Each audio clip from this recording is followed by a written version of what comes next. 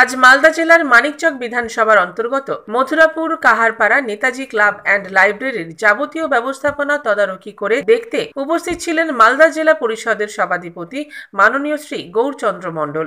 Corona আবহে যথাযথ স্বাস্থ্যবিধি মেনে তিনি আজকের এই পুজোর আয়োজন তদারকি করেন। আমাদের মহামান্য হাইকোর্টের নিয়ম মেনে, তারপরে স্বাস্থ্যবিধির নিয়ম মেনে পুজোগুলো চলছে হচ্ছে।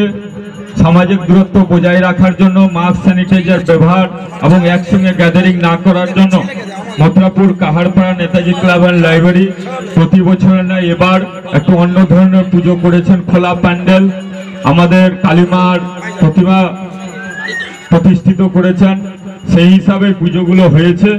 কিন্তু বিভিন্ন প্রোগ্রাম করতো, সাংস্কৃতিক অনুষ্ঠান, কালচারাল প্রোগ্রামগুলো তারা করতো, সাধারণ মানুষের পাশে তারা দাঁড়াতো। এবছর তারা করতে পারেনি। আমার সঙ্গে তারা যোগাযোগ করেছিল। আমি বলছিলাম এই প্রোগ্রামগুলো বাদ দিয়ে বাকি যা নিয়ম কানুন আছে নিয়মের মধ্যে সব প্রোগ্রামগুলো করো, আমরা পাশে আছি। সর্বদাই আসি, ভালো লাগে।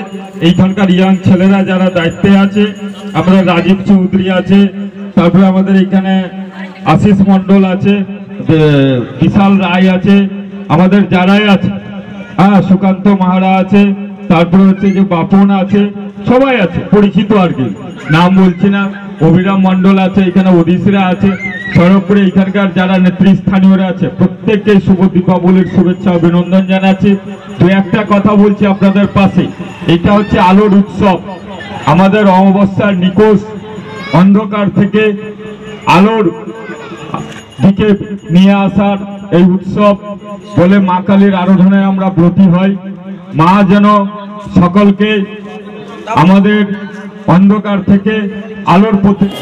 আসন্ন দীপাবলি ও ছট পুজো উপলক্ষে 24 ঘন্টা লাইভের সকল দর্শক বৃন্দকে জানাই প্রীতি ও শুভেচ্ছা। সবাই সামাজিক দূরত্ব বজায় রেখে সুস্থ থাকবেন, ভালো থাকবেন ও আনন্দ উপভোগ করবেন।